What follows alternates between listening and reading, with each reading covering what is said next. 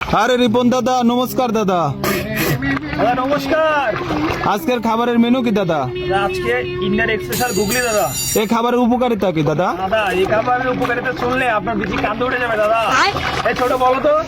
এই খাবারের উপকারিতা শুনবি তাহলে শোন। গোবরের হালুয়া, গরুর মুখ, এই খাবার খেয়ে জানতে হইতে কেওড়া তলার ভূত। এটাই বাস্তব দাদা, বুঝলেন তো? দাদা এতে 50 টাকার একটা থালি লাগান তাহলে আমার জন্য। 50 টাকা থালি? জি দাদা। স্পেশাল করে বানিয়ে দেবো দাদা। স্পেশাল আইটেমটা আপনি কোথাও পাবেন না দাদা, শুধু আমাদের হাওড়া স্টেশনে পেয়ে যাবেন এই থালিটা।